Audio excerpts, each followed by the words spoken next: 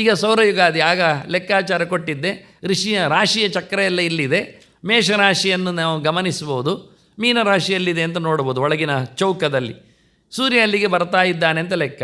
ಅದರ ಹೊರಗೆ ನಾನು ಉರುಟಾಗಿ ಮೇಷಾದಿಗಳನ್ನು ಲೆಕ್ಕ ಕೊಟ್ಟಿದೆ. ರಕ್ತ, ಶ್ವೇತ, ಶುಕತನುನಿಭ, ಪಾಟಲ, ಧೂಮ್ರವರ್ಣ ಅಂತ ಹೇಳಿ ಕೆಂಪು, ಬಿಳಿ, ಪಚ್ಚೆ, ಪಿಂಕ್, ಆನಂತರ ಒಂಥರ ಇದೆಲ್ಲ ಕಲರ್ಗಳು 12 ರಾಶಿಯ ಕಲರ್ಗಳು. ಆಯಾ ರಾಶಿಗಳ ಆಚೆಗೆ ನಕ್ಷತ್ರಗಳ ಲೆಕ್ಕಾಚಾರ ಹಾಕಿದ್ದೇನೆ. ಅದರಲ್ಲಿ ಯಾರು ಯಾವ ರಾಶಿ ಅಂತ ನೋಡಿಕೊಳ್ಳಿ, ಕೊನೆಗೆ ಬೇಕಾಗ್ತದೆ ಈ ಸ್ಲೈಡಿನ ಕೆಲಸ. ನಿಮ್ಮ ರಾಶಿ ಯಾವುದು, ನೀವೆಲ್ಲಿದ್ದೀರಿ ನಕ್ಷತ್ರದಲ್ಲಿ ಅಂತ ಅರ್ಥ ಮಾಡಿಕೊಂಡ್ರೆ.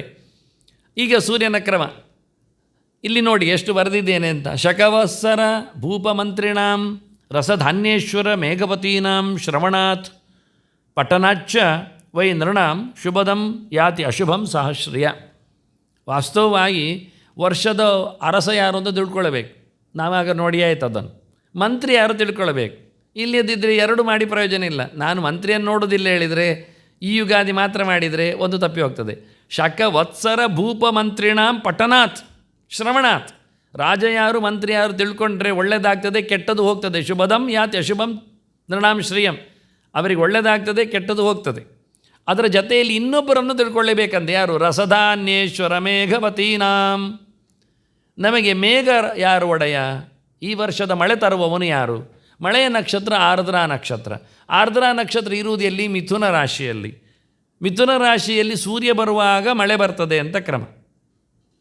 ಆಗ ಲೆಕ್ಕೇನಾಯಿತು? ಸೂರ್ಯ ಮೇಷರಾಶಿಯನ್ನು ಕಳೆದು ಯುಗಾದಿಗಂದು 1 ತಿಂಗಳಾಗಿ ವೃಷಭ ರಾಶಿಯನ್ನು ಕಳೆದು ಮಿಥುನಕ್ಕೆ ಬಂದಾಗ, ಬಂದ ತಕ್ಷಣದಲ್ಲಿ ಆರ್ದ್ರಾ ನಕ್ಷತ್ರ ಇಲ್ಲ, ಬರಲಿಕ್ಕೆ ಸ್ವಲ್ಪ ತಡ ಉಂಟು. ಅಲ್ಲಿ ಆರ್ದ್ರಾದ ಒಳಗೆ ಪ್ರವೇಶ ಮಾಡಿದಾಗ, ಯಾವ ದಿನದಲ್ಲಿ ಸೂರ್ಯನು ಆರ್ದ್ರಾ ನಕ್ಷತ್ರವನ್ನು ಪ್ರವೇಶ ಮಾಡ್ತಾನೋ ಆ ದಿನದ ವಾರ ಯಾವುದೋ ಆ ವಾರದ ಒಡೆಯ ಮೇಘಾಧಿಪ. ನಿಮಗೆ ಮೇಘಾಧಿಪ ಮತ್ತು ಯಾರಲ್ಲಿ ಬರೆದಿದ್ದೇನೆ, ಮಂತ್ರಿ ಆಯ್ತಲ್ಲ ಹಾಗೆ ಹೇಳಿ. ಮೇಷಕ್ಕೆ ಬಂದಾಗ ಮಂತ್ರಿ ಅಂತ. ಇನ್ನು ಅರ್ಘಾಧಿಪ, ಸಸ್ಯಾಧೀಶ, ಸೇನೆಯ ಒಡೆಯ, ರಸೇಶ್ವರ, ಧಾನ್ಯವತಿ, ಆನಂತರ ಇನ್ನು ಮತ್ತು ನೀರಸದ ರಸ. ಇವರೆಲ್ಲರೂ ಕಂಟ್ರೋಲ್ ಬೈ ಸೂರ್ಯ. ಯಾವಾಗ ಸೂರ್ಯ ಮಿಥುನಕ್ಕೆ ಬರ್ತಾನೋ ಆವತ್ತಿನ ವಾರದ ಒಡೆಯ ಅರ್ಘಾಧಿಪ. ಯಾವತ್ತು ಕರ್ಕಾಟಕಕ್ಕೆ ಸಂಕ್ರಮ ಆಗ್ತಾನೋ, ಪ್ರವೇಶ ಮಾಡ್ತಾನೋ ಆವತ್ತಿನ ಒಡೆಯ ಸಸ್ಯಕ್ಕೆ ಒಡೆಯ, ಆವತ್ತಿನ ವಾರದ ಹೆಸರಿನವ. ಅದೇ ಸಿಂಹಕ್ಕೆ ಸಂಕ್ರಮಕ್ಕೆ ಬಂದಾಗ ಅವನು ಸೈನ್ಯಕ್ಕೆ ಒಡೆಯನಾಗ್ತಾನೆ. ತುಲಾಕ್ಕೆ ಬಂದಾಗ ರಸಾಧಿಪತನೇ ಆಗ್ತಾನೆ. ಧನುಕ್ಕೆ ನಿಂತಾಗ ಧಾನ್ಯದ ಅರಸನಾಗ್ತಾನೆ. ಮಕರಕ್ಕೆ ಬಂದರೆ ನೀರಸನಾಗ್ತಾನೆ ಆವತ್ತಿನ ಒಡೆಯಲ ಲೆಕ್ಕಾಚಾರದಲ್ಲಿ. ಹೀಗೆ ಸೂರ್ಯನೇ ಬರಲಿಕ್ಕೆ ಹೋಗಿ ಎಲ್ಲ ಖಾತೆಗಳು ಅವನಿಗೆ ಲೆಕ್ಕಕ್ಕೆ. ಸೂರ್ಯ ಬಂದೇ ಕಂಟ್ರೋಲ್ ಮಾಡಲಿಕ್ಕೆ ಆ ವಾರನವನನ್ನು.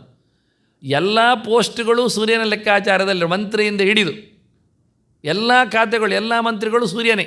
ಆರ್ದ್ರ ಪ್ರವೇಶ ಮಾಡೋದು ಇಟ್ಕೊಂಡ್ರೆ ಇಲ್ಲಿ ಚಂದ್ರ ಹೋಗಿ ಎಂದದು ಲೆಕ್ಕ ಇಲ್ಲ. ರಾಜ ಮಾತ್ರ ಚಂದ್ರ ಬಂದು ಅಂದರೆ ಏನಾದ್ರು ರಬ್ಬರ್ ಸ್ಟ್ಯಾಂಪ್ ಇದ್ದಾಗ ಆಯಿತು. ಯುಗಾದಿ ಯಾವುದು ಮಾಡೋದು ನೋಡಿದಾಗ ಇವರೆಲ್ಲ ಖಾತೆಯಲ್ಲಿ ಇರುವುದೆಲ್ಲ ಇದೆಲ್ಲ ಹೆಚ್ಚಿನವರಿಗೆ ಗೊತ್ತಿಲ್ಲ. ಯಾಕೆ ಅಂತ ಒಟ್ಟು ಓದ್ತಾ ಹೋಗ್ತಾರೆ. ಈ ಬಾರಿ ರಸೇಶ್ವರನು ಶುಕ್ರನಾಗಿದ್ದಾನೆ, ಈ ಬಾರಿ ಗುರು ಆಗಿದ್ದಾನೆ ಹೇಳಿ ಎಂಥದಕ್ಕೆ ಹೇಗಾಗ್ತದೆ ಗೊತ್ತಿಲ್ಲ. ಇದು ಟ್ರಿಕ್ಸ್ ಇಷ್ಟೇ. ಆ ಸಂಕ್ರಮಣದಿಂದ ಇರುವ ವಾರ ಯಾವುದು ನೋಡಿದರೆ ಯಾರು ಹೇಳಲಿಕ್ಕೆ ಬರ್ತದೆ. ಇದು ದೊಡ್ಡ ಸಂಗತಿಯೇ ಅಲ್ಲ. ಇದು ಕಲೀಲಿಕ್ಕೆ ಇರುವಂಥದ್ದಕ್ಕೆ ನಾನು ಟೇಬಲೇ ಕೊಟ್ಟು ಬಿಟ್ಟಿದ್ದೇನೆ, ತೊಗೊಂಬಿಡಿ ಹೀಗೆ ಮಾಡಿಕೊಳ್ಳಿ. ಮತ್ತು ಕೆಲವರಿಗೆ ಶ್ಲೋಕ ಹಾಕಿದರೂ ಅರ್ಥ ಆಗೋದಿಲ್ಲ. ಅದೆಂತ ಮಾಡೋದು ಕೇಳಿ, ಓದಲಿಕ್ಕೆ ಬಂದರೆ ತಾನೇ ಅರ್ಥ ಆಗೋದು. ಅದಕ್ಕೆ ಹೀಗೆ ಟೇಬಲೇ ಬಾಡಿಬಿಟ್ರೆ ಇನ್ನು ಯಾರು ಇದನ್ನು ನೋಡಿ ಇದು ಇನ್ನೇನು ಗಮ್ಮತ್ತು ಅಂದರೆ, ಕೆಲವು ಪಂಚಾಂಗದ ಸಂಕ್ರಮಣನ್ನೇ ಆಚೀಚೆ ಹಾಕಿಬಿಡ್ತಾರೆ. ಈಗ ತೊಂದರೆ ಆಗ್ತದೆ ಯಾರು ಬರೋದು ಅಂತೇಳಿ. ಅದರಿಂದ ಸರಿ ಲೆಕ್ಕ ಮಾಡಿದ ಸಂಕ್ರಮಣ ಸೂರ್ಯನ ಹತ್ರ ಕೇಳಿ ಯಾವತ್ತು ಓದದ್ದು ಅಂತ ನೋಡಿಕೊಂಡು ಹಾಕಿದರೆ ಸುಲಭ ಆಗುತ್ತೆ. ನೆಕ್ಸ್ಟ್